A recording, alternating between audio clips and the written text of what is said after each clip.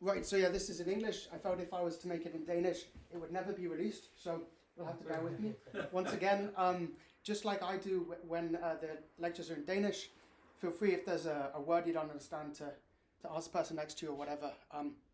But yeah, this is about the Sacred Heart of Jesus, a history of the devotion. So I think are you recording that? I am indeed, yes. So this is quite apt. Yeah.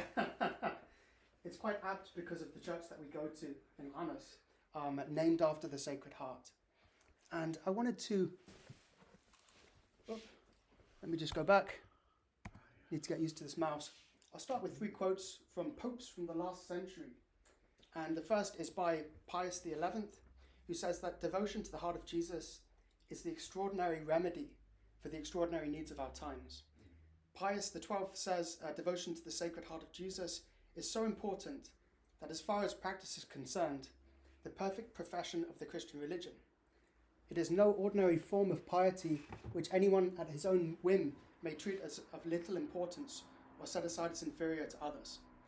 And then finally from Paul VI, this seems to us to be the most suitable ideal, that devotion to the Sacred Heart, which we're grieved to say has suffered somewhat in the estimation of some persons, now reflourish daily more and more. Let it be esteemed by all as a most excellent form of piety. So I have some of my own motivations in doing this. The first is my own thanks, because the devotion has brought a lot to my life as a Catholic.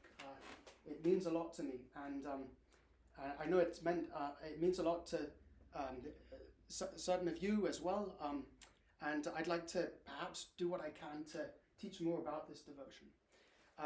Also, I'd like to give some thanks at the beginning to Ronald Knox, the writer of Enthusiasm, who I draw a lot from, as well as Father Marks, who's my spiritual director, and also to Charles Gloam, whose articles I've referenced a lot through this presentation.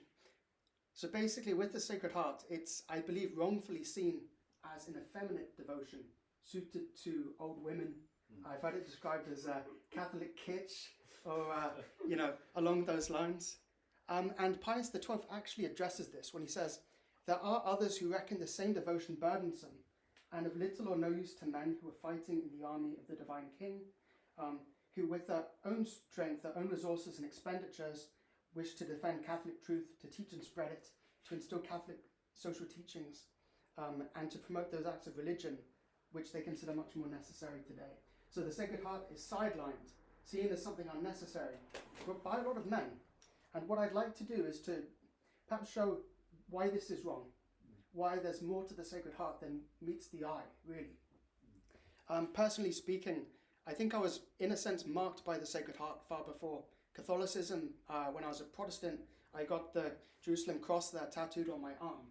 And I look back and I think maybe there are a few reasons why I did that, but it's interesting that the Jerusalem cross actually signifies the heart of Jesus and the 4 wounds in the hands and sides of our Lord. And I remember also as a child reading through, for example, the Arthur myths about the 5 wounds of Jesus Christ. And as mentioned here in St. Gawain in the Green Knight, first he was found faultless in his 5 senses, and then failed never the knight in his 5 fingers, and all his trust in the field was in the 5 wounds that Christ caught on the cross, as the creed tells. So I was marked by this idea of the wounds of Christ long before I was a Catholic. There was, I believe, maybe a Catholic side to me being developed. Right, so in terms of an overview, we'll begin with the beginnings of this devotion, of course, the cross of Christ. Then we'll go on to the battle for the Catholic soul. You'll find in this story that a lot of it takes place in France. France is very central to the Sacred Heart devotion. St. Margaret Mary Alacoque is the visionary of the Sacred Heart, one of many. She wasn't the first, she won't be the last. I'll go into a few devotional practices, then we'll talk about the age of extremes, the liberal Masonic revolutions of the French Revolution onward through the 19th century and beyond. Then we'll talk about the what I like to call the Knights of the Sacred Heart. And there's only time to focus on 2 of them. I thought they were very inspirational men who just have a fantastic story. And of course, practical applications. We like to be a little bit loud practiced here.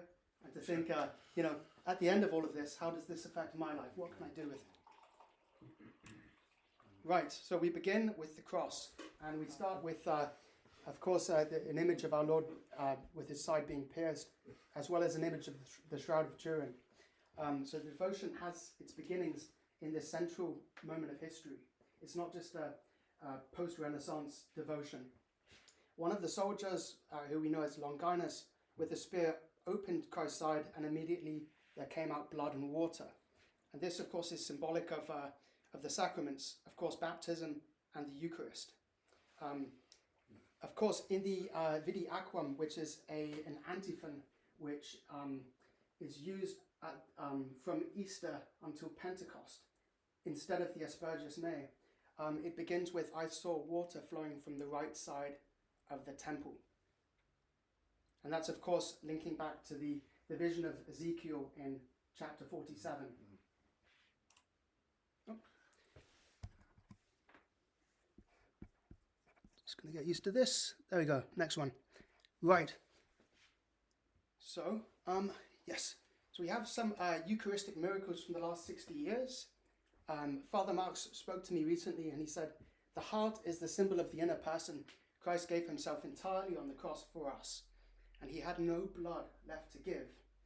This shows God's unfathomable love for all of us, that he chooses to give his own life and being to the beloved." And this continues in the book of Revelation. "Behold, I stand at the gate and knock. If any man hears my voice and opens the door, I'll come into him and sup with him, and he with me." And according to Father Marx, this is a reference to the Eucharist. You'll see here just a list of places where there have been Eucharistic miracles, from the consecrated host at Lanciano in 1970 to Legnica in Poland.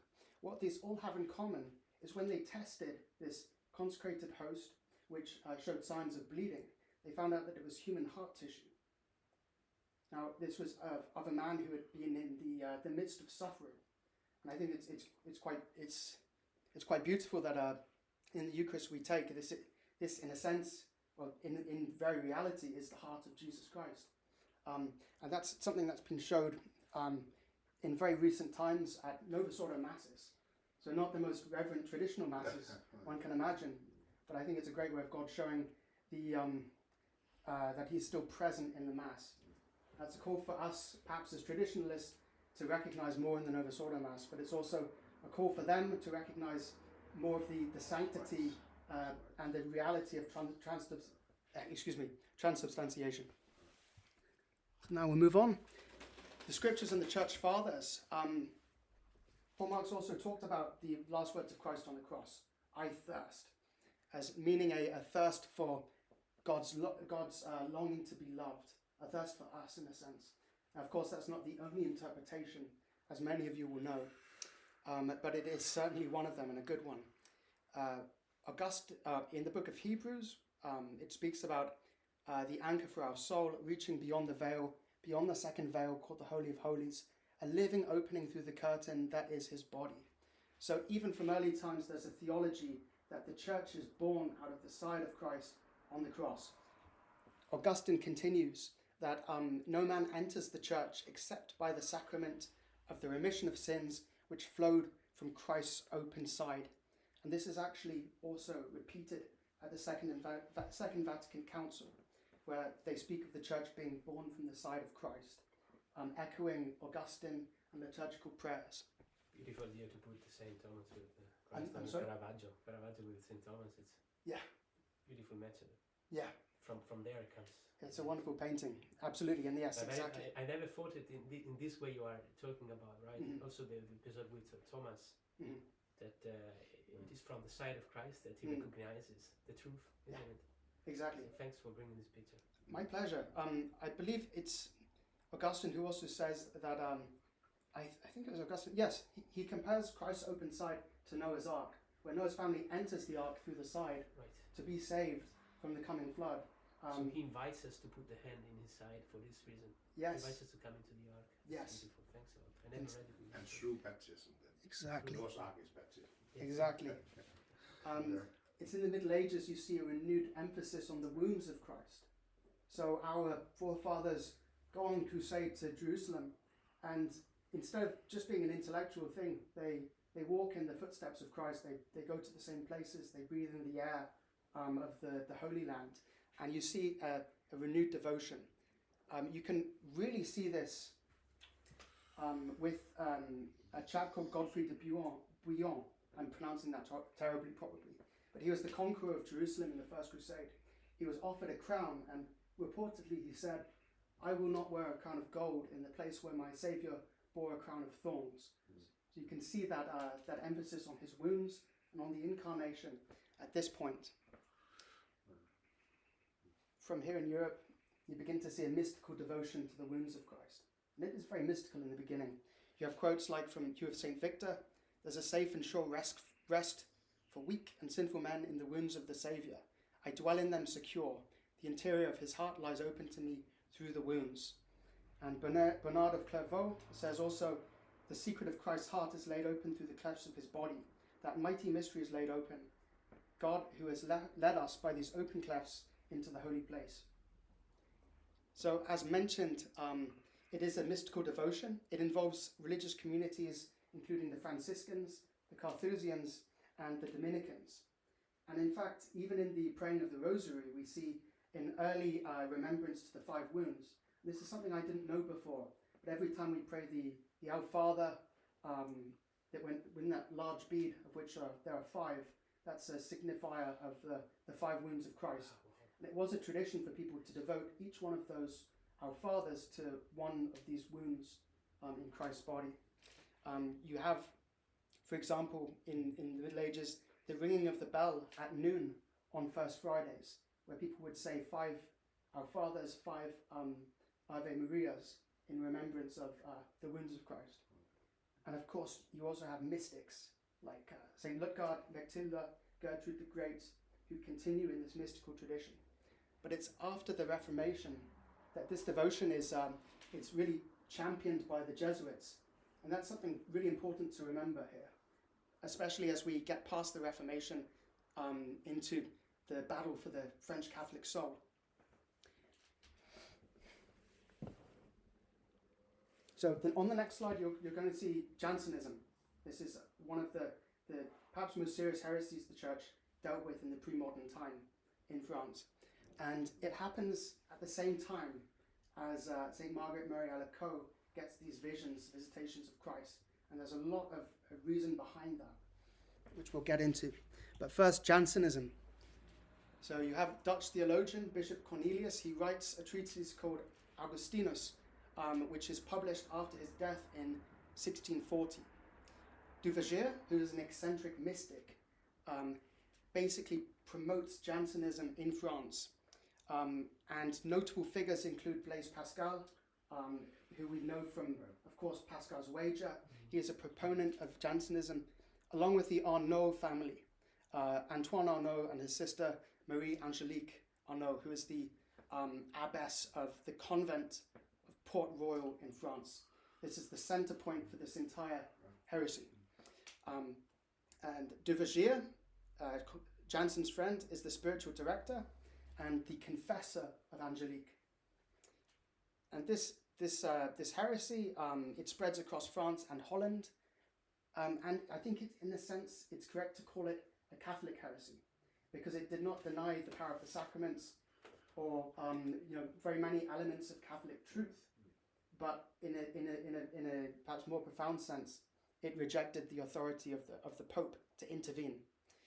You see here, it was more of a theological position amongst aristocracy and clergy, but it mutates and it becomes more of a popular position later.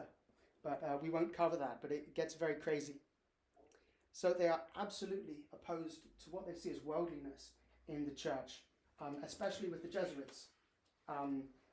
They are characterized by endless back and forth letters, so-and-so replying to so-and-so's position and statement on this and this. It's just a really endless back and forth debate with them. So the decades-long controversy with the Jansenists can be boiled down to this. The Pope condemned 5 positions in Augustinus, he declared them as heretical. And of course, they were all based on the writings of St. Augustine. Jansen's followers, they agree with the condemnation, but they disagree that these propositions are actually found in the work. So they say, yes, all of these points, they're false, but these points aren't found in this book.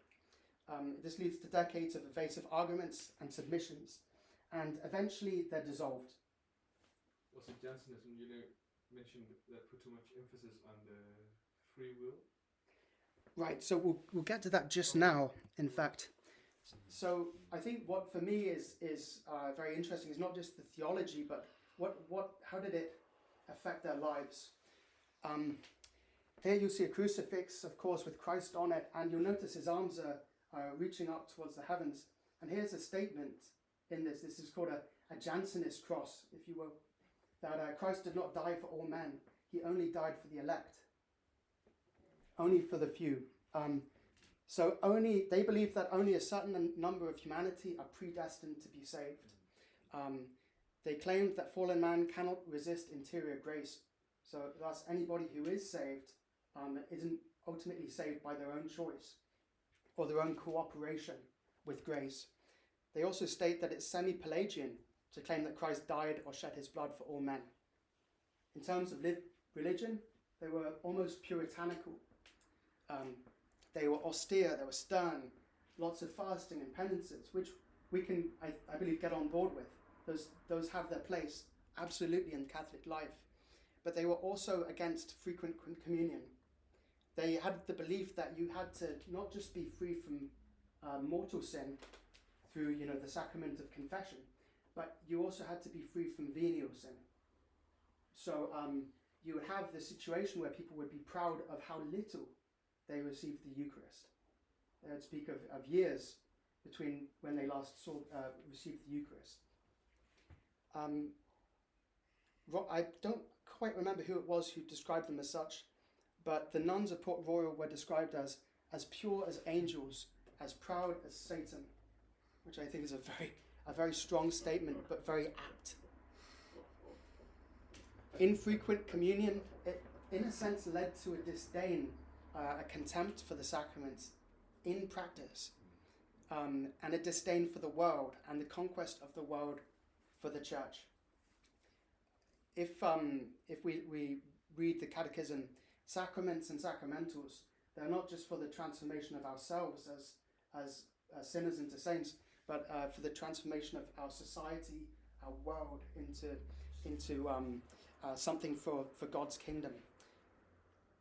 Jansenism also led to a kind of seeing of politics and society as something to be avoided, corrupting influences and unworkable. So like the Puritans, their basic spirituality was all about the interior relationship. And so they were not outward looking.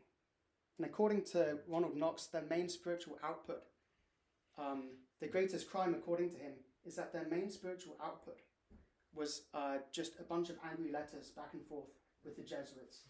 They believed that most of the world was going to hell, and I believe that's quite a Catholic statement. But they were unwilling to do anything about it. They had a miserable idea of the world, and they stayed insular.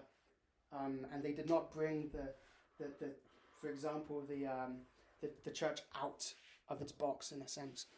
James, kan du uddybe lige bagordet Pelagian, hvad det betyder? It is semi-Pelagian to claim that Christ died. Hvad betyder Pelagian? Mm-hmm.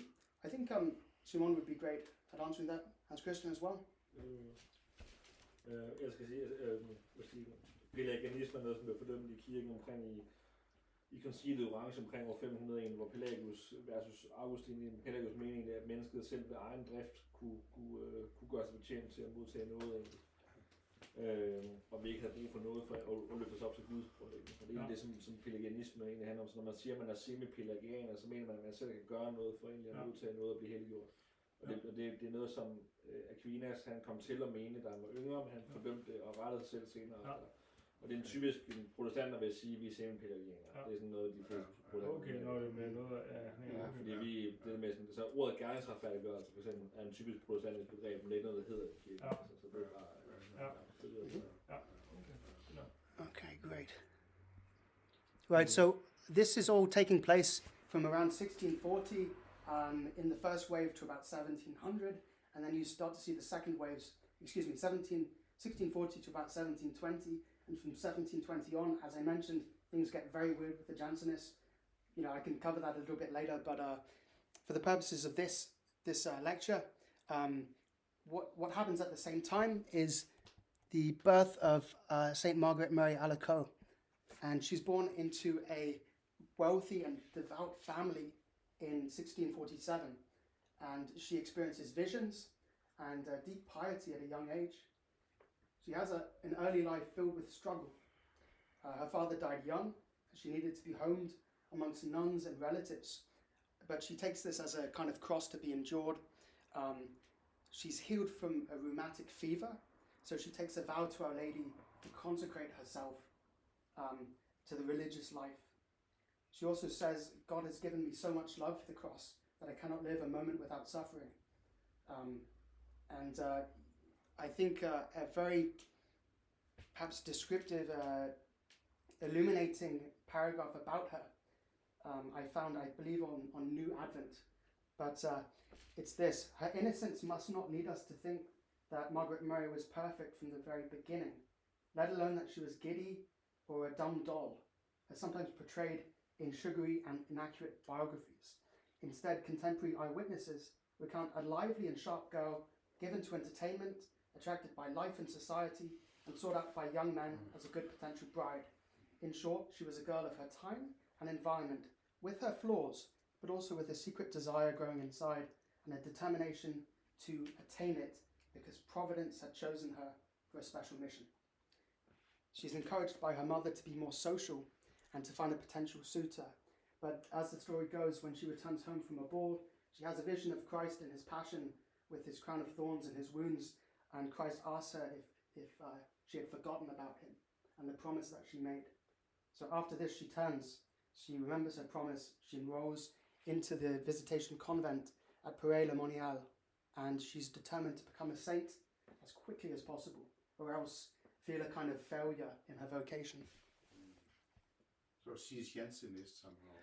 In fact, she's not. It's just that she's born around the same time as Augustinus is published, and her life coincides with the Jansenist movement. So I'm going to give a brief description of these apparitions that she received from Christ about the Sacred Heart. Christ says that his divine heart is so inflamed for love for men, and for you in particular, that it must spread this love abroad by your means and manifest itself to mankind in order to give them the precious graces of sanctification and salvation necessary to withdraw them from the abyss of perdition. Margaret Mary received these apparitions while she was in adoration of the Blessed Sacrament. The second apparition, Christ says that everywhere that the holy image of his Sacred Heart is displayed to be honoured, he'd pour out his blessings and graces. And he wanted to give men during these final centuries such loving redemption to take them away from the control of Satan. So in summary, he gives this devotion to save men from hell through his love, and thereby their love for him. And there's also an honor, also the honor and the wearing of this image contains with it a promise from Christ. The third apparition, Christ gives us the First Friday devotion. He reveals that it's the ingratitude and contempt of mankind which is more grievous to him than what he suffered during the cross.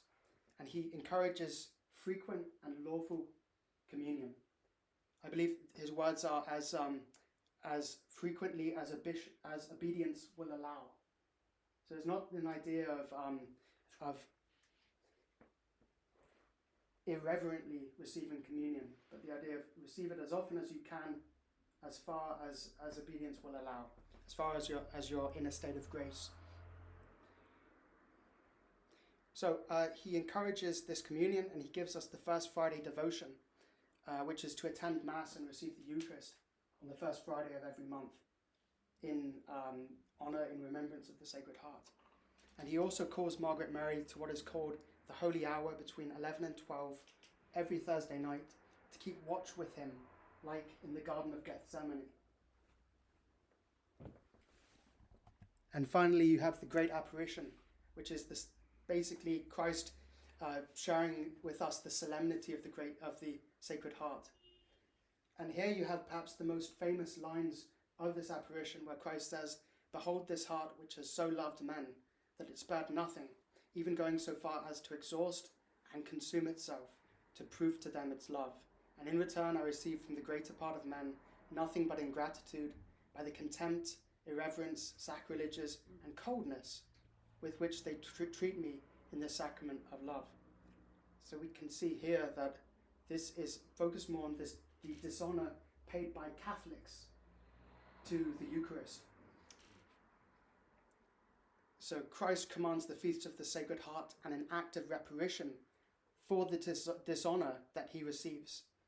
He commands communion on this day, and he also commands Margaret Mary to consult her confessor, St. Claude de la Compiere of the Jesuits.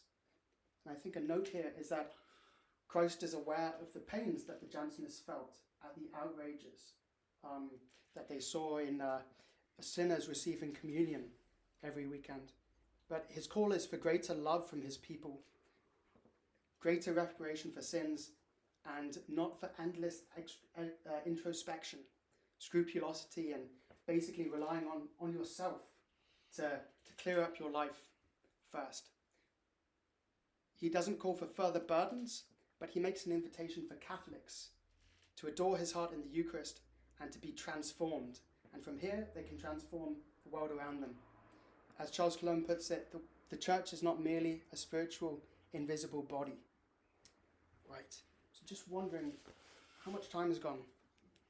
I think it makes sense to have a short break in between. Shall I just stop here? Call it 10 minutes or something? Good stuff. Could you summarize the connection between Jansenism and this devotion to the Sacred Heart? I didn't get it. Exact connection between Jansenism and Maria Alacoque. And this devotion to the Sacred Heart. Where is the connection? Sorry to Right. Well, in one sense, it's the Eucharist. There's one group which advocates for people to be very infrequent when they attend communion. Oh, okay. That they should deal with the venial sin in their lives first and become pure.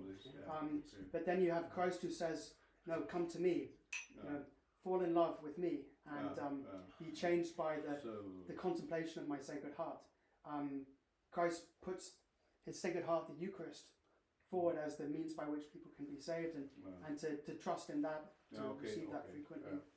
But I think in terms of lived practice, it's also that the Jansenists, it seems that their idea of God is this very distant, very angry, very judgmental, and a fearful idea of him.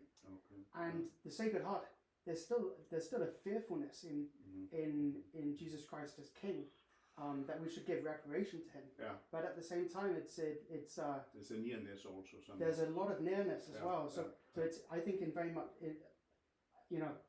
I want to see this connection between the two more deeply examined, because I think it's interesting, Jansenism and the Sacred Heart. I'd like to give you a better answer, but these are the sort of points I've placed together. Right, so, okay. Right, so just one other practice which arises in the beginning of the 20th century is based upon Margaret Mary, who has a later revelation. She says, all those who wish to pay homage to him can place the Sacred Heart in their homes, and of course this carries with it a blessing. Father Mateo Crawley Bovey of Chile, he's healed at Paray-le-Monial, and so he makes it his life's work to promote something called the enthronement of the Sacred Heart, where the Sacred Heart is placed prominently in the house, and his idea is to reconquer the world home by home, family by family, for the love of the heart of Jesus. So here's another difference with Jansenism. Jansenism is very inward focused, but the idea of the Sacred Heart is that it's something which will transform the world. It's evangelistic, it's mission minded, it's external in a sense, just as it's internal. Right? Pius XI writes about this in Quos Primus. He says, the kingship of and empire of Christ have been recognized in this pious practice. So what are some of the results? Wish I could find a better title for this, but Margaret Mary's visions are declared authentic by her Jesuit confessor, Claude de la Combière. And he spreads this devotion to his order, where the ground seeds, the foundation was already there over the centuries. It takes 75 years for official recognition. It becomes popular amongst the Capuchins, clergy, as well as much of the laity. When St. Margaret dies, when she's beatified, her body is exhumed and it's discovered to be incorrupted. And several miracles take place on the site at that moment. In this quotation, Pope Pius XII says that the revelations made to St. Margaret Mary didn't present any new tenet of Catholic doctrine. They didn't add to it. They just explained it, I suppose. And also there's three promises which you can summarize from devotion to the Sacred Heart. That Christ would pour out his love in the hearts of men, that he'd save sinners, and that he would bestow graces of salvation and sanctification, of holiness. And here is where we go to the Knights of the Sacred Heart, because it's not just a request that Christ makes to individuals, but it's one that he makes to nations as well. He asks that his heart will reign in the palace of the French king, to be painted on his standards and engraved on his arms, to make him victorious over all his enemies, and to place at his feet his enemies, and to make him victorious. And he also writes that he also commands that a building is built for him where the Sacred Heart will be paid homage to. And we see this end in the Sacré-Cœur Church in Montmartre in Paris. This is a fulfillment of that command. Right, so in this slide, I'm not going to go into it really. I'll leave it up in terms of the YouTube presentation so people can read it. But across royal houses in Europe, this devotion spreads, and these it could be monarchs or wives of monarchs seek to have the Sacred Heart devotion, the Feast of the Sacred Heart, established. But none of the popes grant these requests. In part, it's because the Jesuits are seen as central to this devotion, and in a kind of contradictory way, a lot of the monarchs want to expel the Jesuits from their territories. So there's a battle of interest here in a sense. None of these monarchs, in the end, fulfills Christ's command of national consecration. And here we get to one monarch in particular. St. Margaret Mary Alacoque relays the command of Christ to Louis XIV, and his grandson, Louis XVI, inherits the French throne. Of course, this consecration has not been made. Louis XVI is devoted to the Sacred Heart, but he's very much concerned on military and economic matters. He intervenes in the American War, the American Revolutionary War, which the French helped the Americans to win. They basically saved the war effort for them. But in the process, France is crippled economically. Many of his subjects starve, and famine breaks out, of course, in 1786, and he's unable to do anything about it to save them. Interestingly, this is 100 years, 100 years exactly from Margaret Mary's passing on of Christ's request to King Louis. The French Revolution happens. Louis XVI is imprisoned. At that time, he privately consecrates the country, but by that point, it's too late. In 1793, he's executed. And what we see here in Europe is an age of extremes. That's a book that was by a Marxist historian, can't remember the name, used to describe the 20th century. But I think it also is much more fitting to describe the 19th century as revolutions break out across Europe. So marching for the Masonic ideals of liberty, equality, and fraternity, the French revolutionaries take power, and the French Revolution ushers in this age of extremes in Europe. What is its character? It's motivated by ideas of the democratic will of the people and freedom from the altering throne of tradition. You could also call it the age of nationalism, where this modern political phenomenon really takes shape. It's very much anti-Catholic.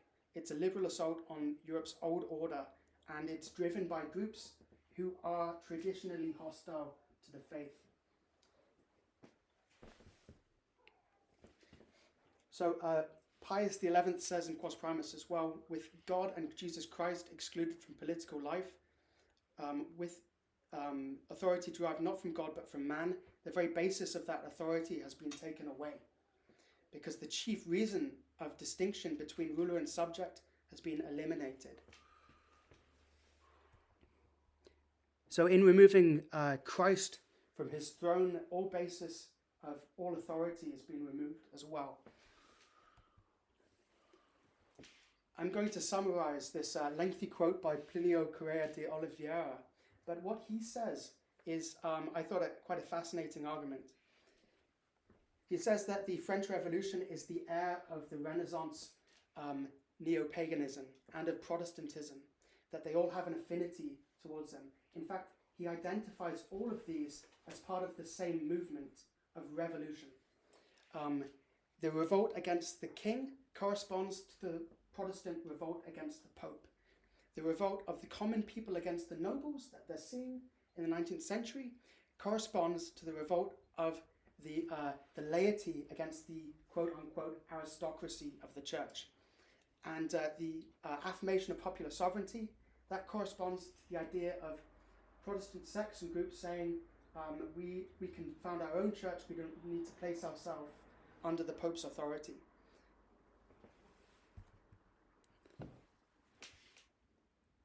And here we come to the section, the Knights of the Sacred Heart.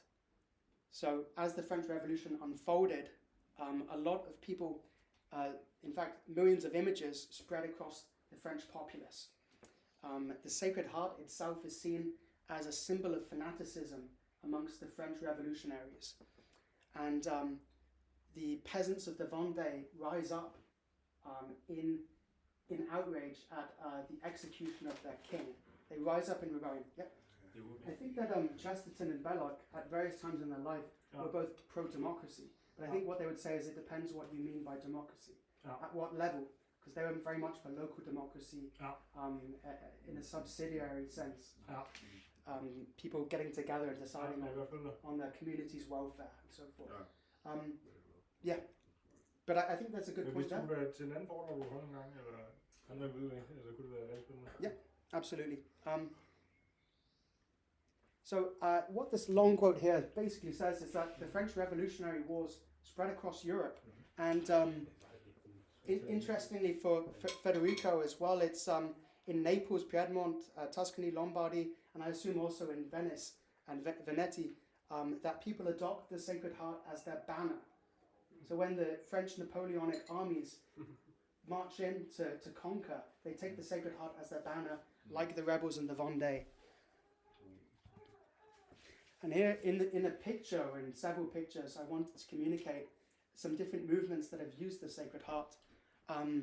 Here, of course, you have the Vendéan revolutionaries. In the Pilgrimage of Grace in England, they took as their badge the 5 wounds of Christ, as you can see on this picture, their feet, hands and heart.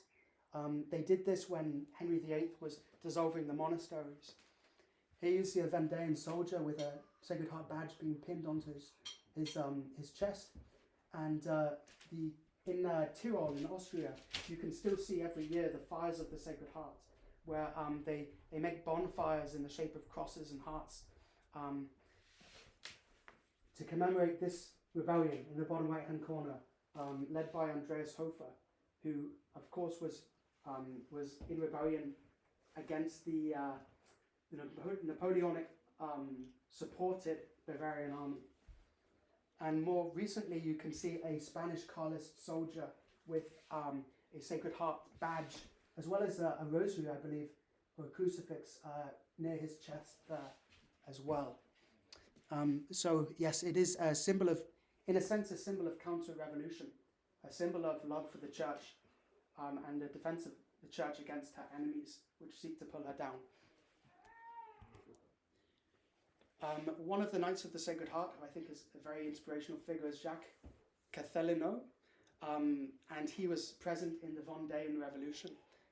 He was a peddler, which I think is very cool. So that means he was a salesman of his time, and a devout Catholic. He was outraged by the atrocities of the revolution and the execution of the king. So when he heard about French youths beating up the local revolutionary soldiers, he gathers his neighbors, a group of, I believe, 35 of them. They march on the local revolutionary garrison. They gather their neighbors as they go, and then they overthrow the garrison. They take the cannon and they start or contribute to this uprising. So after successes in the field, Cathelineau, he's loved by his men. He's promoted to being generalissimo of the Catholic and Royal Army. And very characteristically, he's always leading his men from the front. He dies as a result of being shot by a sniper as he, with his men, assaults the city of Nantes. So during the Restoration, this family was ennobled, and his beatification was proposed in the 1800s. He's still venerated as a holy man to this day. Another chap is Gabriel Garcia Moreno. He's an Ecuadorian nobleman. He considers the priesthood, but he becomes a lawyer. And then when he travels to Europe and sees the revolutions breaking out, he returns to Ecuador, where he enters into politics. And he, I think, is one of the most inspiring examples of a Catholic politician.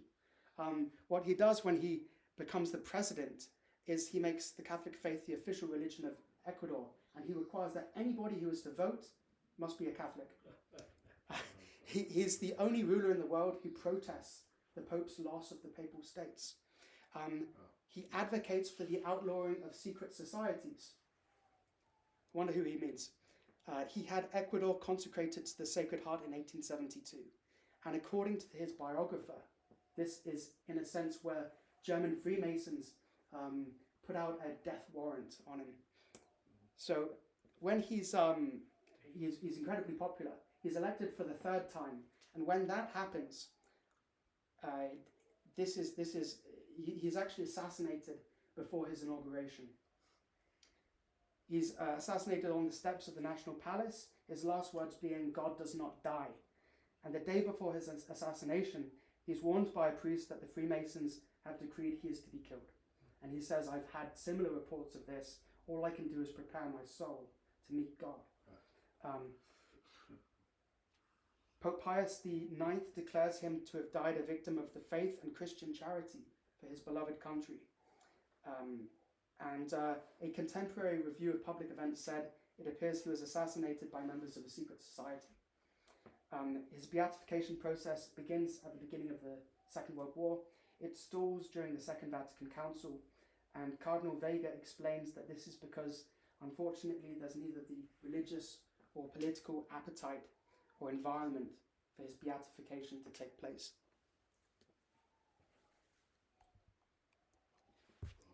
So I asked a question to Charles Colomb, and that was, why does this Sacred Heart banner appear amongst Catholic militants from the Pilgrimage of Grace to the Carlists of the Spanish Civil War? And I really liked his answer, so I'm going to play that.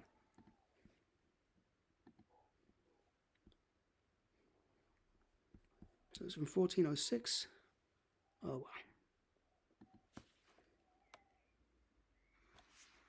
There are a number of reasons. Firstly, none of those groups that you could throw in the Vendée, Andreas Hofer in the Tyrol, and a lot of others, none of them were at all sure of victory.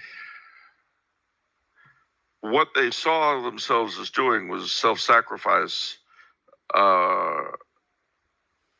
in line with what Christ did for us. Greater love hath no man than to lay down his life for his friends.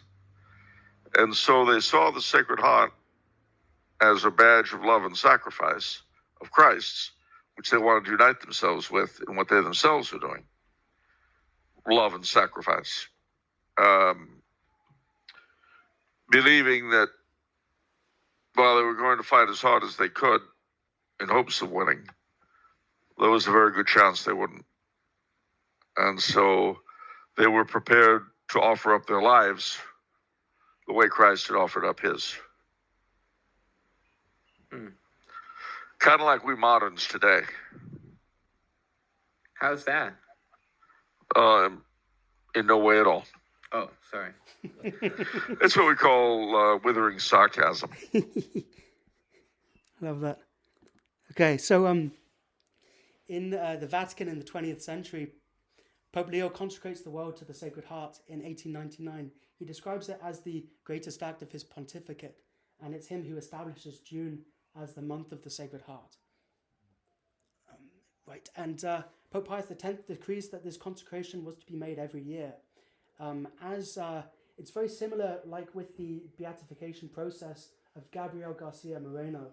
It stalls during the Second Vatican Council. It's seen as beneficial for a particular age, but perhaps now pre-modern and obsolete.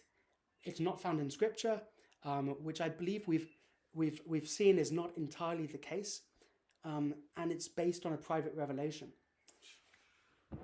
But as Paul VI says, I think very, very interestingly, the cult rendered to the Sacred Heart is the most efficacious means to contribute to that spiritual and moral renewal of the world called for by the Second Vatican Council. I'll let you make of that what you will, but I think it's an interesting statement.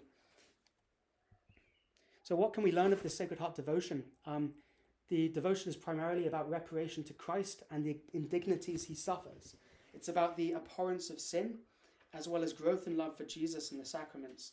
It's the changing of society by the changing of our own hearts. T.S. Eliot says in The Rock, if humility and purity are not in the heart, they're not in the home. If they're not in the home, they're not in the city. So if we want to see our world transformed for Christ the King, it has to start with our own hearts, with our own homes, our own families. In enthroning Christ within our hearts, we can then proclaim him as the King. We can proclaim his social reign. So there's a link between the Sacred Heart of Jesus and the miracle at Fatima, the Immaculate Heart of Mary.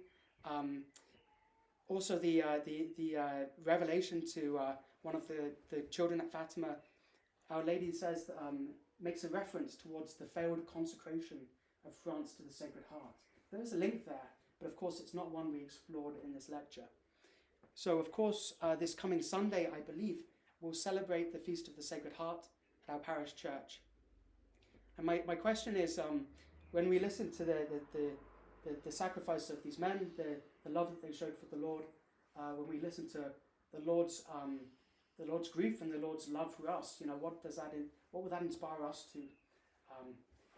It's not to say that you need to attend a church every First Friday and that you need to keep the Holy Hour every week, but I think that there's ways that we can learn from this devotion, and there's aspects we can take from it, and I hope that it's also spoken to you in the same way that it speaks to me. So I think that's the last slide there. Christ is King. Thank you, guys.